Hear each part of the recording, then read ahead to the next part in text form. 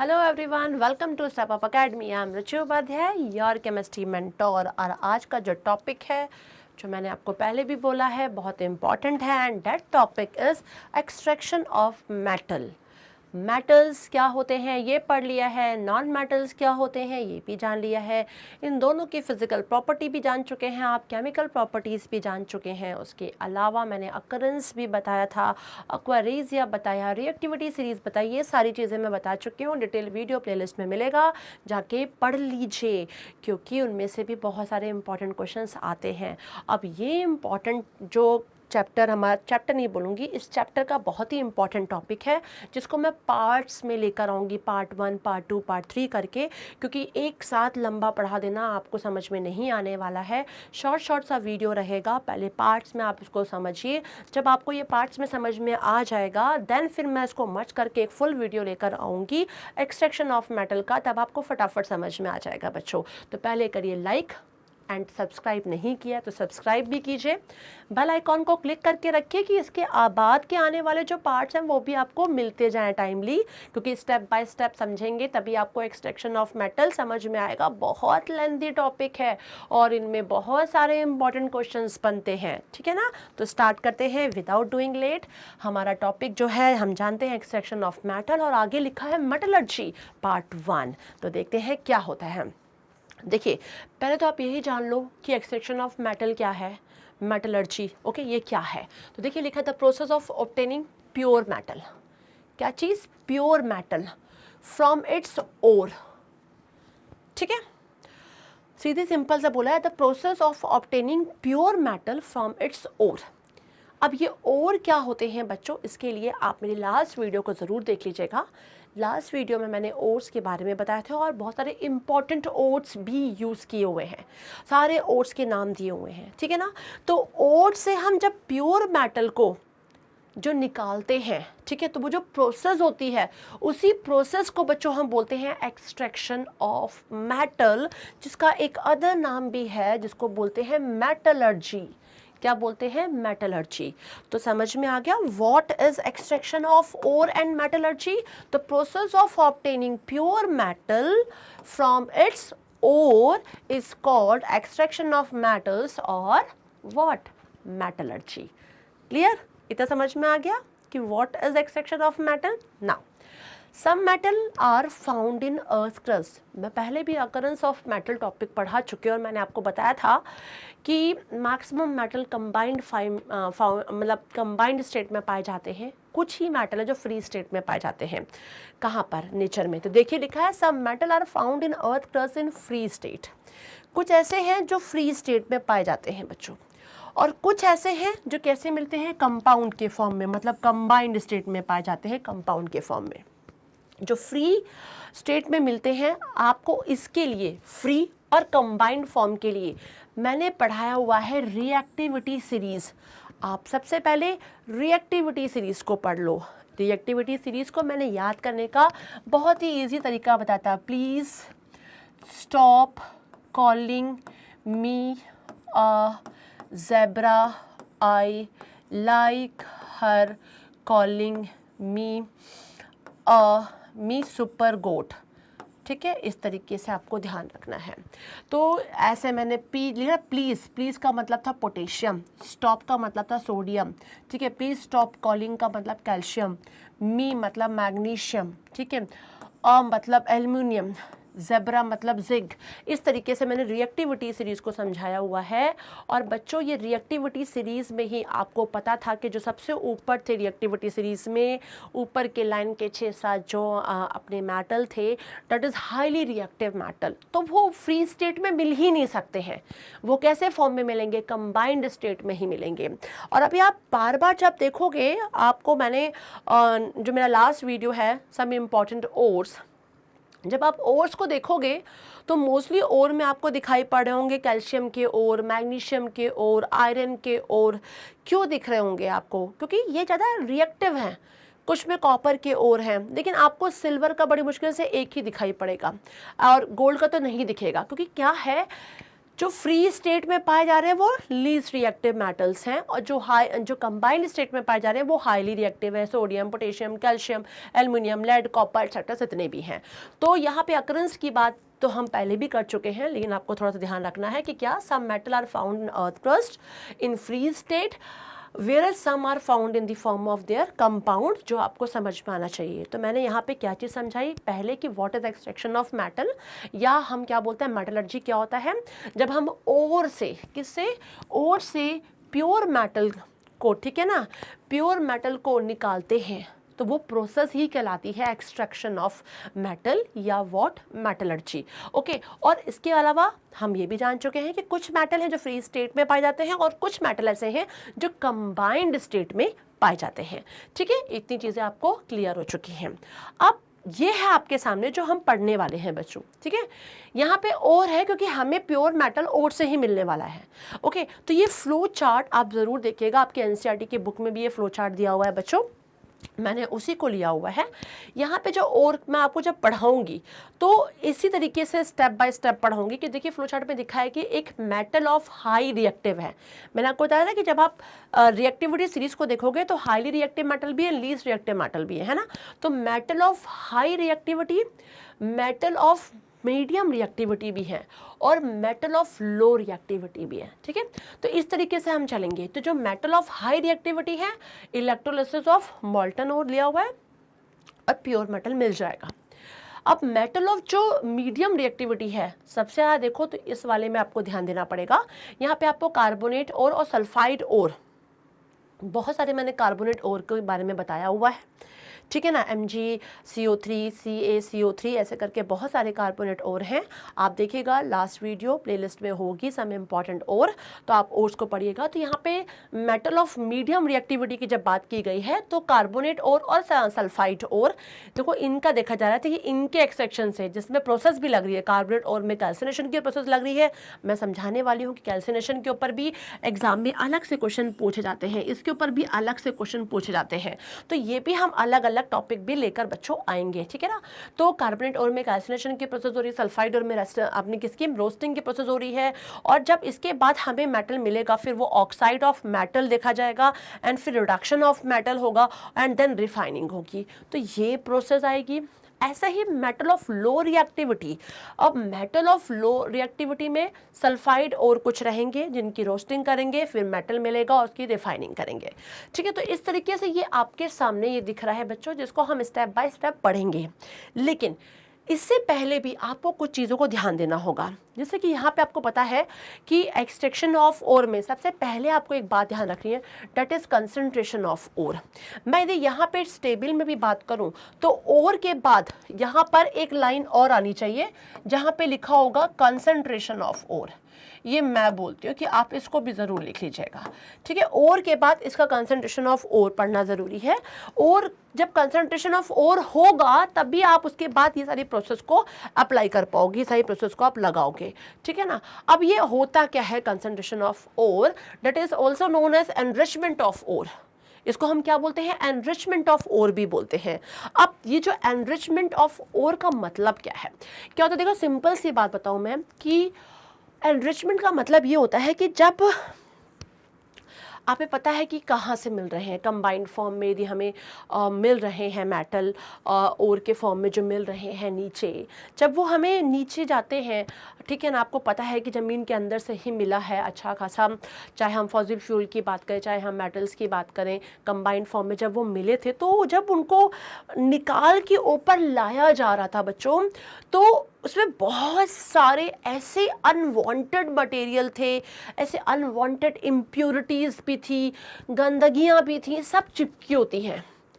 कुछ चमक रहा होता है, कुछ अलग सा दिख रहा होता है, बहुत सारी चीज़ें, ये बहुत भारी सा आपको इतना पत्थर भी है, पता नहीं क्या क्या चीज़ें हैं। तो वो सिंपल सी बात है, the process of removal of gangue particles from the ore is called concentration of ओर।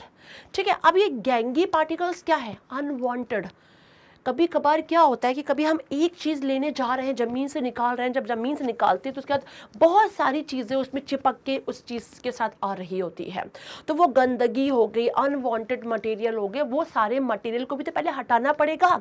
तो जो ओर का मैंने अभी आपको ये चार्ट बताया, तो इस चार्ट में अपने को ओर के बाद कंसंट्रेशन ऑफ ओर मतलब enrichment of ore is very important, वो भी करना पड़ेगा। क्योंकि जो चीज़ आप लेकर आ रहे हो बड़ा सा इकट्ठा उठा के, उसमें बहुत सारी चीज़ें लगी होंगी, तो उन अनवांटेड जिनको बोलते हैं पार्टिकल्स मतलब गैंगी पार्टिकल्स जो होते हैं, पहले उनको रिमूव करेंगे, और उनको रिमूव करने की प्रोसेस ही कहलाती है क्या, एनरिचमेंट ऑफ ओर। ठीक है ना, वॉश करके कर सकते हैं, केमिकल रिएक्शन लगा के कर सकते हैं, बहुत सारी प्रोसेस है जो भी हम पढ़ने वाले हैं। तो हम क्या करेंगे, कंसंट्रेशन ऑफ ओर जिसको हम बोलते हैं एनरिचमेंट ऑफ ओर, मतलब क्या, the process of removal of gangue particles from the ore is called what, enrichment of ore. Okay, अब गैंगी पार्टिकल्स क्या होते हैं, गैंगी पार्टिकल्स को हम मैट्रिक्स भी बोलते हैं। The ore mined from the earth crust contains some unwanted substances, उनमें बहुत सारे अनवांटेड सब्सटेंसेस, सैंड वैंड होता है ना, सैंड हो गया, बहुत सारी चीज़ें होती हैं, सैंड हो गया, देखिए रॉकी मटेरियल हो गया, अर्दी पार्टिकल्स हो गया, लाइमस्टोन हो गया, मीका हो गया, ऐसे बहुत सारी चीज़ें उसमें चिपकी होती हैं। दीज सब्सटेंस आर कॉल्ड गैंगी और मैट्रिक्स। ठीक है, तो इन गैंगी और मैट्रिक्स जिनको बोलते हैं, इन्हीं अनवांटेड चीज़ों को जो रिमूव करने की प्रोसेस होती है उसको हम बोलते हैं क्या, एनरिचमेंट ऑफ ओर। क्या बोलते हैं, एनरिचमेंट ऑफ ओर या कंसंट्रेशन ऑफ ओर। तो ओर के पहले हम ये प्रोसेस लगाएंगे बच्चों, उसके बाद फिर हम ये टेबल की प्रोसेस में आएंगे, है ना। तो यहाँ पर ध्यान रखिएगा, ओर के बाद आपको एक लाइन लेनी है एनरिचमेंट ऑफ ओर। ठीक है, अब आगे देखते हैं। जब एनरिचमेंट ऑफ ओर की बात कर रहे हैं, कंसंट्रेशन ऑफ ओर की, तो यहाँ पे देखिए ये 4 प्रोसेस हैं बच्चों, ये 4 प्रोसेस आपको लगानी पड़ेगी। एक है हाइड्रोलिक वॉशिंग, ठीक है, दूसरी है फ्लोटेशन प्रोसेस, तीसरी है मैग्नेटिक सेपरेशन एंड चौथी है केमिकल रिएक्शन। ठीक है, हाइड्रोलिक से समझ में आ रहा है पानी का रोल अच्छी तरीके से। फ्लोटेशन प्रोसेस जो है बहुत इजी है, अच्छी तरीके से आपको टर्न डायग्राम के फॉर्म में समझाऊंगी, समझ में आएगा। मैग्नेटिक सेपरेशन और केमिकल सेपरेशन, इन चारों प्रोसेस से हम गैंगी और मैट्रिक्स जो है उनको क्या करते हैं, रिमूव करते हैं। तो कंसंट्रेशन ऑफ ओर या हम बात करते हैं एनरिचमेंट ऑफ ओर, इनके जो मेथड्स हैं ये 4 मेथड्स हैं, ये 4 मेथड्स को हम जानेंगे। बच्चों ध्यान रखिएगा, ये 4 मेथड जो है कभी कभार इनमें से किसी एक के ऊपर एग्जाम में ऐसे ही पूछा था, फ्लोटेशन प्रोसेस, या उसमें से कुछ चीज़ें पूछ ली गई, या केमिकल सेपरेशन की रिएक्शंस पूछ ली गई, आपसे कुछ भी पूछा जा सकता है इस तरीके के टॉपिक में, तो आपको ये ध्यान रखना पड़ेगा यहाँ पर। ठीक है, चलिए अब स्टार्ट करते हैं 1 बाय 1। पहला पॉइंट जो हम लेके चलेंगे that is hydraulic washing. Hydraulic washing आपको देखिए यहाँ पर भी दिखाई पड़ रही है, दिख रहा है कि देखिए यहाँ पे क्या है, क्रस्ट ओर है, यहाँ पे वाटर है जहाँ पे एक टैप लगा हुआ है, अभी तरीके से इसको बंद किया हुआ है। ठीक है ना, अब देखो ये स्लोपिंग टेबल है, नीचे की तरफ ही जो भी चीज़ आएगा नीचे की तरफ आएगा, और जैसे ही इस टैप को ऑन करेंगे, पहले ये चीज़ देखिए जा रहा है, और टैप को ऑन करेंगे तो जितने भी एक ओर है, क्रस्ट ओर है, उनके ऊपर जो भी गंदगियाँ लगी हुई हैं, ठीक है, जितने भी गैंगी और मैट्रिक्स है जो लगे हुए हैं उन पे, इतने प्रेशर में इन पे पड़ेगा वो, कि वो जो गैंगी है, लिखा है gangue with water hydraulic washing of the ore, वो देखिए और यहाँ इकट्ठे होते जा रहे हैं बच्चों इस जगह पर हमारे जो हैं, और गंदगी जो है वो पानी के साथ बहते हुए आ जाएगी। ठीक है ना, तो पानी के साथ बहते हुए हमारी गंदगी आ जाएगी, तो इसी को देखो समझाया हुआ है यहाँ पर। तो हाइड्रोलिक वॉशिंग समझ में आ गई होगी आपको, जैसे दिख रहा है यहाँ पर जो स्लोप टाइप में ऐसे बना हुआ है, और यहाँ ये टैप लगा है बच्चों, यहाँ पे मैं क्या कर रही हूँ, क्रस्ट ओर है, और ये क्रस्ट ओर को जब आप इसमें डाल रहे होगे, टैप को जब ऑन कर दोगे तो क्या होगा कि ये जो क्रस्ट आपके जो ओर है वो इस जगह पे देखो बच्चों इकट्ठे होने लगेंगे, इस जगह पे ऐसे इकट्ठे हो रहे होंगे।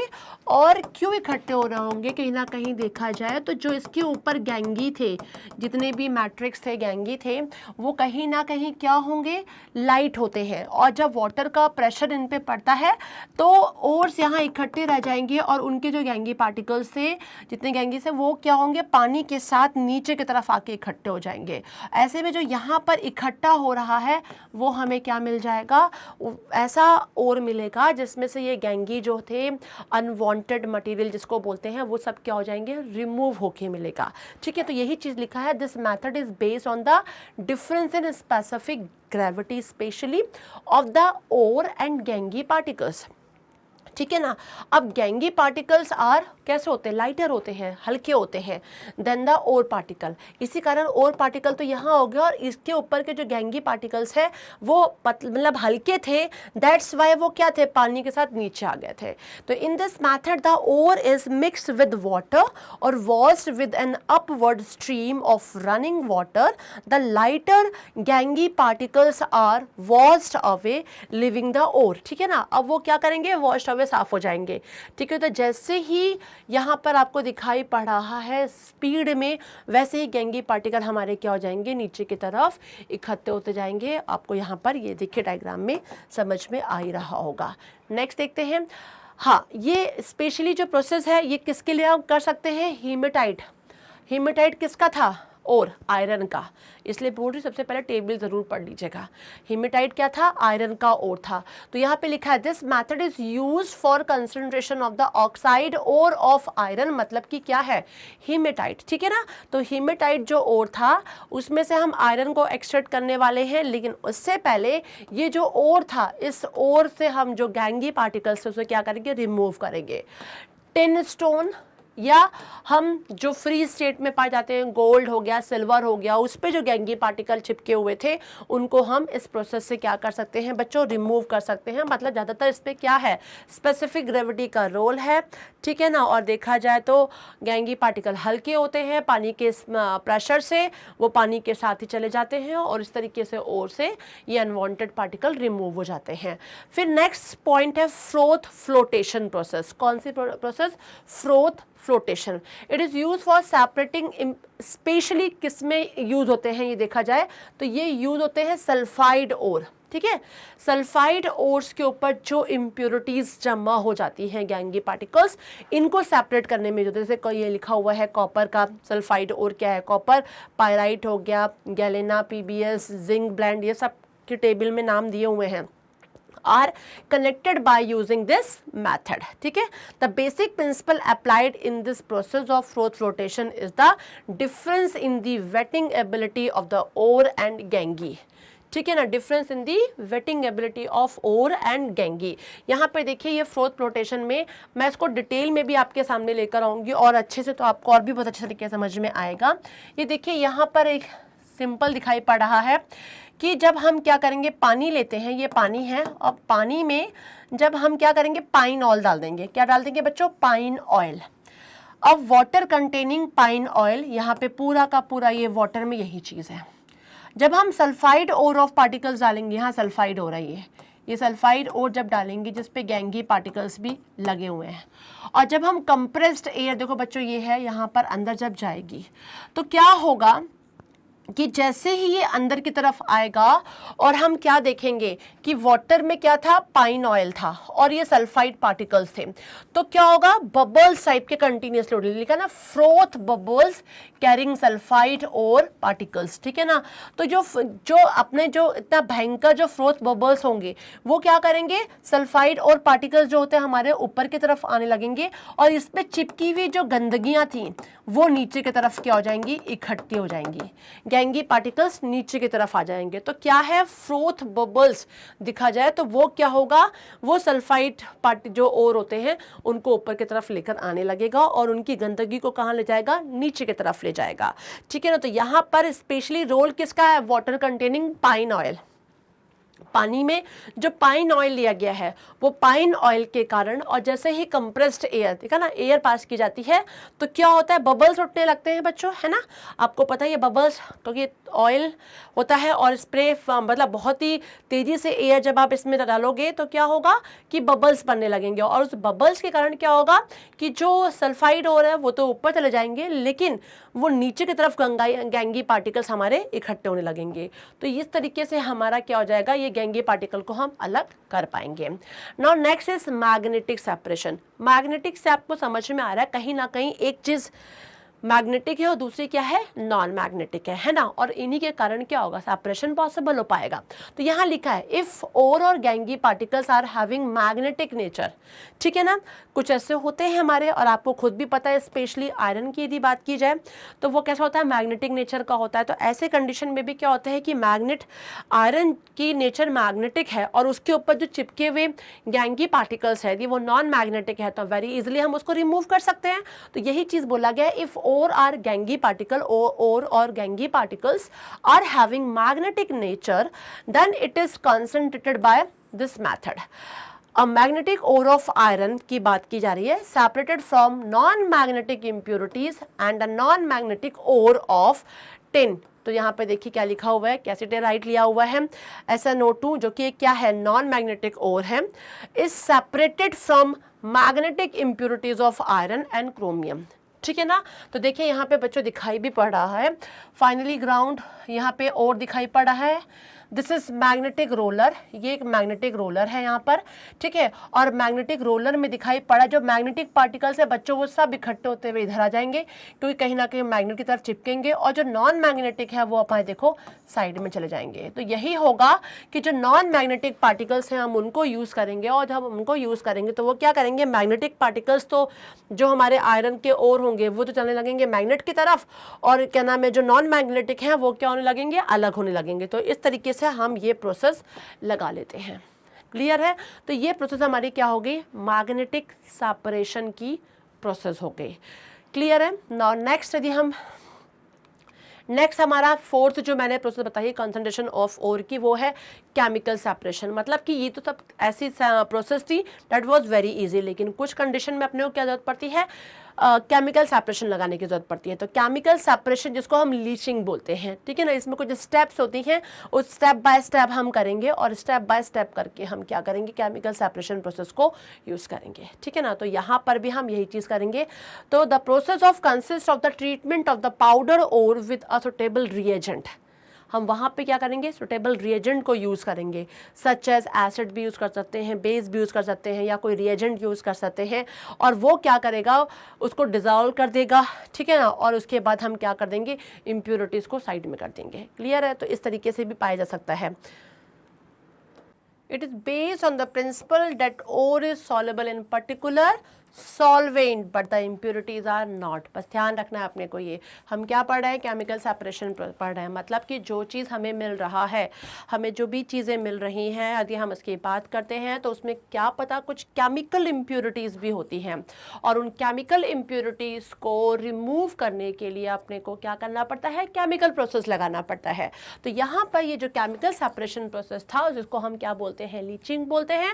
और मैंने क्या बोला कि इसमें हम क्या करते हैं, जो भी हमारा ओर है वो पाउडर्ड फॉर्म में हम ओर को लेते हैं और एक सुटेबल रिएजेंट के साथ उसका क्या करवाते हैं, रिएक्शन करवाते हैं बच्चों, ठीक है। एंड दैट सुटेबल रिएजेंट और एसिड और बेस विल बी देयर, और उनसे क्या होगा, उसका रिएक्शन होगा।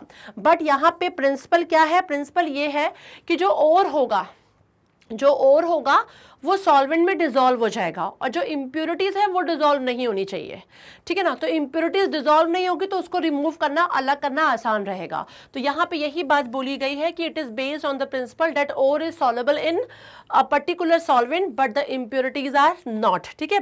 अब हम ऐसे लीचिंग की जो प्रोसेस कर रहे हैं, इनकी दो प्रोसेस देखा जाए तो देखो दो तरीके से हम कर सकते हैं, by two way we can do leaching. एक क्या है, leaching of bauxite ore, this is very important, bauxite ore को ही लेके मैं आपको लीचिंग की प्रोसेस समझाने वाली हूँ। और दूसरा है leaching of silver and gold. Clear है, क्या है, सिल्वर और गोल्ड का।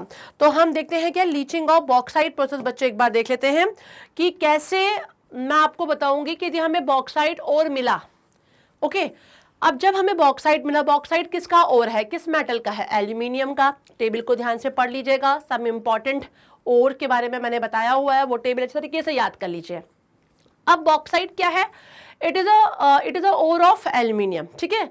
जब बॉक्साइट ओर का आप फॉर्मूला देखोगे वहां पे, तो फॉर्मूला विल बी Al2O3 जो हम जानते हैं, ठीक है, और 2H2, मतलब जो फॉर्मूला है मेनली ये है Al2O3 2H2। लेकिन आप देखो उसके साथ यहाँ पर हमें इम्प्योरिटीज में क्या मिल रहा है, Fe2O3 मिल रहा है, और दूसरी चीज क्या मिल रही है, SiO2 मिल रहा है। मतलब हमें दिखाई पड़ रहा है यहाँ पर कि बॉक्साइट ओर का formula will be it, but इसके अलावा इसके साथ जो और भी हमें इम्प्योरिटीज दिख रही है, यहाँ पर एक Fe2O3 की दिख रही है, और दूसरी हमने देखा यहाँ पर SiO2 भी मिला, ठीक है। अब हम क्या करेंगे, लीचिंग की प्रोसेस करेंगे, क्लियर है। और हमें चाहिए क्या, हमें ये प्योर वाला चाहिए, ये चाहिए स्पेशली, और इसके साथ जो ये इम्प्योरिटीज है, ये वाली और ये वाली, इनको हमें क्या करना है, बाहर कर देना है, इनको हटाना है, क्लियर है। क्योंकि हम पढ़ भी क्या रहे हैं, हम पढ़ रहे हैं enrichment of ore, concentration of ore, जिसमें मैंने आपको पॉइंट पढ़ाया, कौन सा हाइड्रोलिक प्रोसेस बताया, जिसमें पानी के थ्रू फ्लोटेशन प्रोसेस बताया, फिर देखा आपने वहां पर मैग्नेटिक सेपरेशन प्रोसेस भी थी, और अब मैं बता रही हूँ केमिकल सेपरेशन, जहाँ केमिकल्स मिले हुए हैं, है ना। तो अब इनके लिए अपने को केमिकल रिएक्शन ही करना पड़ेगा। तो चलिए देखिए कैसे हम क्या करेंगे। अब देखिए सिंपल सी बात है, इतने बड़े फॉर्मूले में मतलब जो हमें और मिला उसमें ये फॉर्मूला देखिए, ये तो और था लेकिन ये इम्प्योरिटीज थी। तो हम क्या करेंगे, इस पे डालेंगे NaOH, क्या डालेंगे, बेस, ठीक है। बेस में क्या, स्ट्रॉन्ग बेस लेंगे NaOH, ठीक है ना। अब कोई भी और आपको मिल रहा है, माना ऐसे डिजाइन में कोई भी एक और आपको मिल रहा है, जिसको हमने फिर क्या किया, पाउडर फॉर्म में ले लिया, और इस पे हमने क्या डालना स्टार्ट किया, NaOH को डालना स्टार्ट किया। अब जब डालना स्टार्ट किया तो मैं अभी रिएक्शन के फॉर्म में बता रही हूँ, यहां तो एक साथ गिर रहा है, रिएक्शन करवा रहे हैं, बट आपको कैसे समझना है, यहाँ पर आपको ऐसे रिएक्शन के फॉर्म में समझना है कि देखिए यहां पर ये Al2O3 है जो कि था ही, यहां पर हमने इस पे भी डाला NaOH, इम्प्योरिटी में SiO2 था, उस पे भी NaOH जाएगा। जब हम डायरेक्ट डालेंगे सब पे तो सभी पे जाएगा, और Fe2O3 पे भी जाएगा। अब रिएक्शन के बाद देखें किस पे रिएक्शन हो रहा है। देखिए यहाँ पे मैंने जब बेस डाला तो यहाँ पर बेस क्यों लिया मैंने, पहली बात तो ये कि आप देख रहे हो आपके सामने Al2O3 है, इट इज एम्फोटेरिक नेचर। आपने यदि ध्यान हो मेटल के बारे में मैंने बताया था आपको कि मेटल के ऑक्साइड में जिंक ऑक्साइड और एल्यूमिनियम ऑक्साइड Al2O3 ये दोनों क्या होते हैं, एम्फोटेरिक होते हैं, which have a property of acid as well as base. मतलब इनमें यदि सामने बेस है तो एसिड जैसी इनकी रिएक्टिविटी होगी, और यदि ये खुद बेस है तो एसिड के साथ रिएक्शन करेंगे। तो यहाँ पर जब बेस के साथ इनका रिएक्शन होगा तो ये एज अ एसिड ट्रीट करेंगे, ये एज अ एसिड ट्रीट करेंगे बेस के साथ, और एक बना लेंगे सॉल्ट और वाटर। सॉल्ट क्या बना लिया, सोडियम एल्यूमिनेट बना लिया, क्लियर है। तो यहां पर ये कंडीशन दिख रही है हमको कि सोडियम एल्यूमिनेट बन रहा है। यहां पर सिलिकेट था, SiO2 जो दिखा गया, SiO2 जो दिख रहा है it is a acidic in nature, ठीक है, नॉन मेटल है, यहां नॉन मेटल ऑक्साइड बन रहा है। और जब इसका बेस से रिएक्शन कराओगे तो सिंपल सी बात है, एसिड बेस से रिएक्शन करेगा, तो यहां पे भी देखो क्या बन गया, ये सॉल्ट बन गया और पानी बन गया। अब आगे नीचे Fe2O3 जो बचा था उससे रिएक्शन करवाया। जब इससे रिएक्शन करवाया तो भाई ये भी बेसिक नेचर का है, क्योंकि आयरन का ऑक्साइड है, मेटल ऑक्साइड है, और मेटल ऑक्साइड आपको पता है बेसिक नेचर के होते हैं। तो बेसिक नेचर का बेसिक से कैसे रिएक्शन करेगा, तो यहां पे रिएक्शन ही नहीं होगी। तो पहला काम हमने क्या बढ़िया कर लिया कि जब हमने इन पे NaOH डाला तो देखो भाई ये डिसॉल्व हो गए, सॉल्ट में कन्वर्ट हो गए, ये भी डिसॉल्व हुआ सॉल्ट में कन्वर्ट, लेकिन यहां रिएक्शन नहीं हुई, तो इसकी इंप्योरिटी इनसॉल्युबल दिखेगी। जैसे इनसॉल्युबल दिखेगी इसको हम क्या करेंगे, अलग कर लेंगे, अलग हो जाएगी, इंप्योरिटी अलग ही दिखेगी, अलग कर ली जाएगी। अब इसने जब एम्फोटेरिक नेचर का जो Al2O3 था बेस से रिएक्शन किया था तो बनाया था क्या, सोडियम एल्यूमिनेट, ये भी एक सॉल्ट था, और इधर भी बना के ये। अब इन दोनों का देखेंगे क्या होगा आगे, ये दोनों पानी के साथ है डाइल्यूट फॉर्म में, तो ठीक है। अब आगे देखते हैं डाइल्यूट फॉर्म में क्या होता है। सोडियम एल्यूमिनेट जो हमने यहां पर बनाया ये वाला, जब Al2O3 ने बेस से रिएक्शन किया तो यही सोडियम एल्यूमिनेट को जब डाइल्यूट करेंगे तो हमें क्या मिल जाएगा, फिर से बेस मिल जाएगा, लेकिन दूसरी चीज मिल रही है प्रेसिपिटेट। क्या मिल जा रहा है अपने को? प्रेसिपिटेट, वो भी किसका? एल्यूमिनियम ऑक्साइड का, हाइड्रोक्साइड का। तो यहाँ पर एल्यूमिनियम हाइड्रोक्साइड का अपने को क्या मिल गया? प्रेसिपिटेट मिल गया। अब यहाँ पे देखेंगे कि यहाँ पे लास्ट में देखिए इनमें तो रिएक्शन हुआ ही नहीं था। यहाँ पे जो रिएक्शन इसका हुआ था ये कैसा था? एसिडिक नेचर का था, बेस रिएक्शन करके सॉल्ट में था Na2SiO3 that is sodium silicate. तो यहाँ पर भी जब आप सोडियम सिलिकेट जो है डाइल्यूट करोगे तो यहाँ पे प्रॉब्लम आएगी। अब जब यहाँ पर नो रिएक्शन शो कर रहा है, क्यों? क्योंकि sodium is metal and silicon is an metalloid. Metal और मेटलॉइड दो यहाँ पे डिफरेंट चीजें हो गई, और फिर देखा जाए कि ये जो सॉल्ट था ये पानी में जब मिला है तो कोई रिएक्शन ही नहीं हुई, एक के मेटल और एक के मेटलॉइड की प्रॉपर्टी होने के कारण। तो यहाँ पे जब रिएक्शन नहीं हुई तो फिर क्या हुआ? यहाँ पर जो इम्प्योरिटी मतलब ये दिख रही है, इसको भी रिमूव करना आसान हो गया। बचा रह गया क्या? यहाँ पर सिर्फ ये बचा रह गया, क्योंकि यहां पर भी ये डाइल्यूट हुआ, बेस में कन्वर्ट हो गया और हमें प्रेसिपिटेट मिल गया, जिसको हमने अलग से निकाल लिया। प्रेसिपिटेट आपको पता है अलग से निकाल लोगे आप, लेकिन यहां रिएक्शन ही नहीं हुआ बिकॉज एक मेटल दिख रहा है और एक मेटलॉइड दिख रहा है, इसने डाइल्यूट ही नहीं हुआ वो। अब यहां पर यदि हम बात करेंगे, ये जो हमने लिया था प्रेसिपिटेट AlOH का होल साइज एल्यूमिनियम हाइड्रोक्साइड, इसको क्या किया? ये वाटर में था, ठीक है। प्रेसिपिटेशन कहाँ मिला? बेसिक सोल्यूशन में मिला, है ना। जब डाइल्यूट किया इसको, तो डाइल्यूट किया तो ये बेसिक जब बना यहाँ पे, तो ये कैसा था? अपने को हीट किया, हीट करने पे जितना भी पानी था वो पानी इसमें निकल गया। तो पानी जब निकल गया तो देखो बचा क्या? Al2O3 बचा। हम कहीं तक मंजिल पे पहुंच चुके हैं, पानी साइड हो गया और Al2O3 मिल गया। अब रिक्रिस्टलाइज किया हमने, आपने पढ़ा होगा क्रिस्टलाइजेशन ऑफ वाटर, नहीं तो आप जाके मेरे उसमें पढ़ लीजिए, एसिड बेसिस एंड सॉल्ट में समझाया हुआ है। तो यहाँ पर जब Al2O3 का फिर से रिक्रिस्टलाइजेशन किया तो पानी के साथ रिएक्शन हुआ और बना क्या? Al2O3 2H2O, जो हमें मिल गया क्या? प्योर बॉक्साइड ओर। क्या मिल गया? प्योर। मतलब हमने गंदगी हटा दी, और गंदगी क्या क्या चीज की थी? गंदगी थी हमारे पास Fe2O3 और SiO2।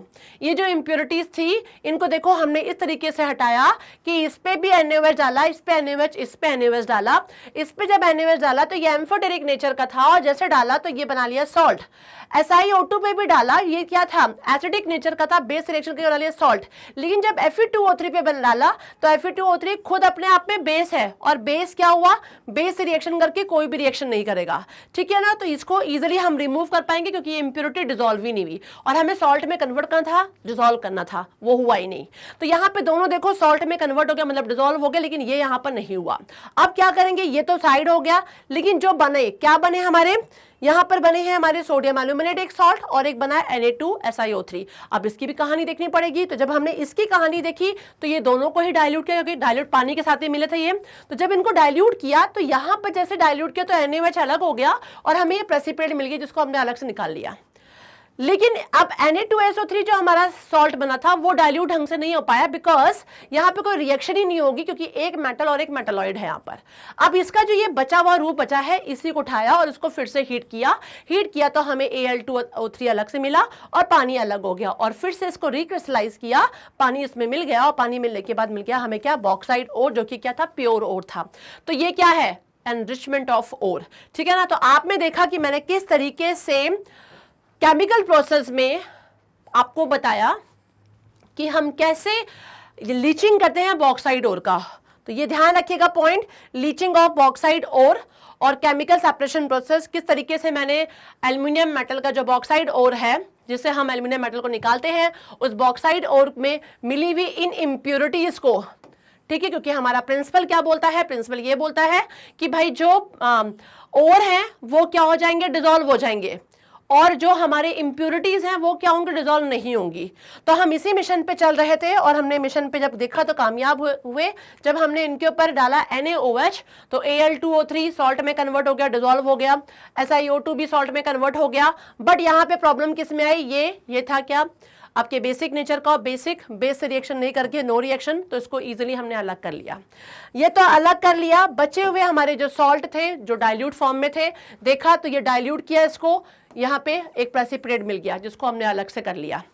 यहाँ पर फिर से देखा डाइल्यूट किया तो भैया ये सॉल्ट नहीं हुआ क्योंकि एक मेटल और एक मेटलॉइड था, तो यहाँ पे भी रिएक्शन नहीं हुई, इसको भी अलग करना इजी हो गया। अब ये बचा हुआ जो प्रेसिपिटेट था इसको हमने हीट किया तो हमें मिल गया Al2O3 और इसमें फिर से रिक्रिस्टलाइज किया, पानी को ऐड किया तो देखिए मिल गया हमें pure bauxite ore. This is a leaching of bauxite ore and it is a chemical separation process. किस लिए? एनरिचमेंट ऑफ ओर।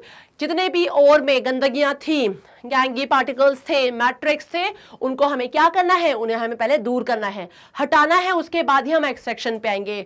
तो जो हमारा पार्ट चल रहा है एक्सट्रैक्शन ऑफ मेटल, मेटलर्जी, इसमें हम सबसे पहले क्या पढ़ रहे हैं? पार्ट 1 में। पार्ट 1 में हमने पढ़ा कि कैसे हम गैंगी पार्टिकल्स को अलग करते हैं। अब पार्ट 2 में हम आएंगे कि अब क्या हो गया है? एनरिचमेंट हो चुका है, तो मतलब ये जो हमारा ओर थे, अब इसको हम कैसे मेटल ऑक्साइड में कन्वर्ट करेंगे, ठीक है ना। तो पर्टिकुलर हमारे जो मेटल ओर मिले हैं हमें, उन ओर को हम किस में कन्वर्ट करेंगे? अब मेटल ऑक्साइड में करेंगे। तो नेक्स्ट पार्ट में मैं आऊंगी कि मेटल ऑक्साइड में किस तरीके से कन्वर्ट किया जाएगा। तो आई होप सो कि आपको बहुत अच्छे तरीके से ये प्रोसेस समझ में आ गई होगी। लाइक कीजिए, सब्सक्राइब कीजिए, शेयर कीजिए, बेल आइकन को क्लिक करना बिल्कुल भी ना भूलें क्योंकि मेरे नेक्स्ट वीडियो का नोटिफिकेशन आपको टाइम पे मिल जाए। Thanks for watching this, bye bye.